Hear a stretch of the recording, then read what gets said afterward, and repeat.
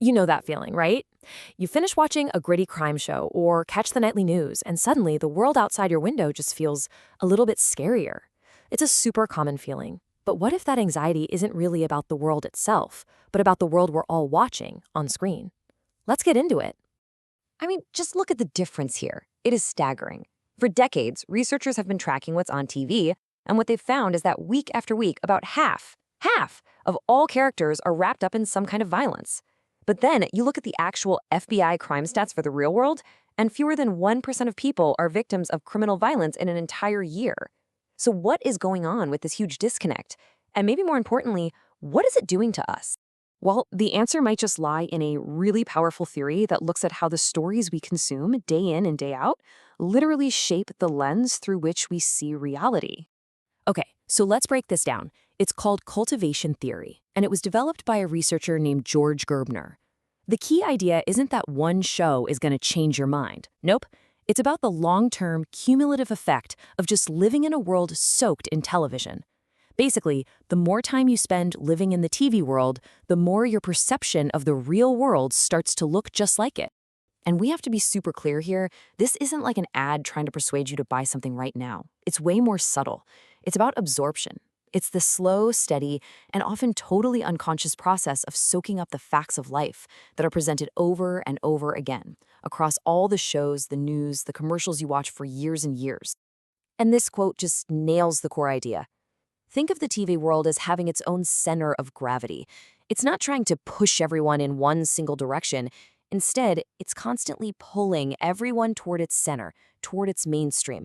The pull might feel different depending on where you're starting from, but everyone is feeling that same central current. So one of the first and honestly most powerful effects that researchers found from this whole gravitational pull was how it messes with our sense of safety and our ability to trust other people.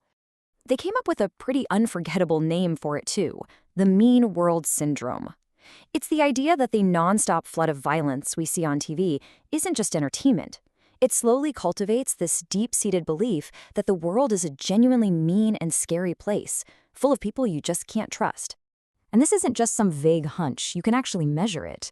When researchers survey people, those who watch more TV are consistently more likely to agree with cynical statements, things like, most people cannot be trusted, or that people are just looking out for themselves. They also seriously overestimate their own chances of being a victim of violence. This leads to what researchers call the cultivation differential.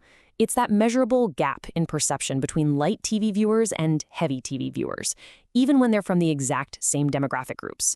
And what's wild is that study after study, for decades, has found this same consistent difference.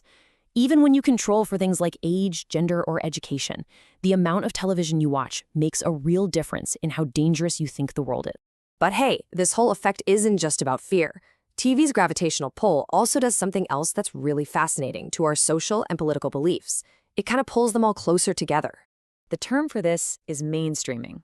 And the idea here is that the TV worldview is so dominant that it can actually start to blur the lines that usually separate us. Things like your income level, your education, or even your political affiliation start to have less influence on your beliefs if you're a heavy TV viewer. Let's go back to that gravity analogy again. The mainstream is that center of gravity. Heavy viewing tends to pull otherwise very different groups away from their own social circles and closer to this shared television-centric middle ground. Okay, here's a perfect example of how this plays out. Among people who watch very little television, you see exactly what you'd expect. Self-identified liberals and conservatives hold very different, very distinct views on all sorts of issues. The gap between them is pretty wide. But now, check this out. When you look at heavy television viewers from those same groups, something interesting happens.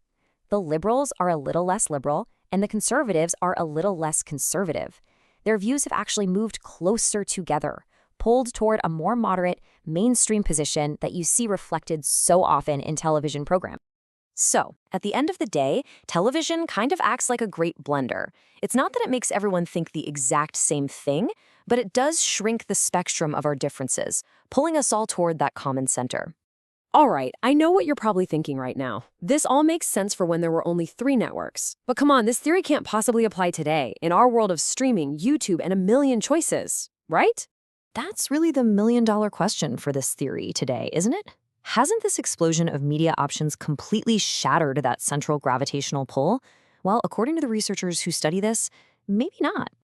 Okay, so here's the counter argument. First off, while we have way more channels, the number of companies that own them has actually shrunk. A few massive corporations control a huge amount of what we see.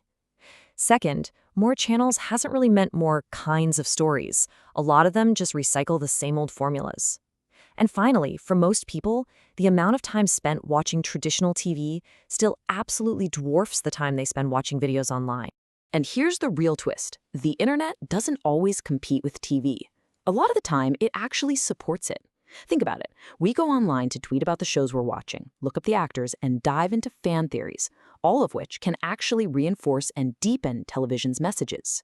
So the bottom line is, while we're getting our stories through streaming apps and fiber optic cables instead of antennas, the argument is that the fundamental stories themselves, the values, the images, the portrayals that do all the cultivating, they haven't changed nearly as much as the tech has. Which brings us right back to the central takeaway here. The slow, constant gravitational pull from the media we consume is still shaping our view of the world day by day, whether we realize it or not.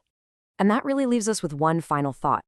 The next time you turn on a screen, any screen, maybe just pause for a second and ask yourself, what are the common, repetitive messages I'm absorbing right now? What kind of world is this screen cultivating in me?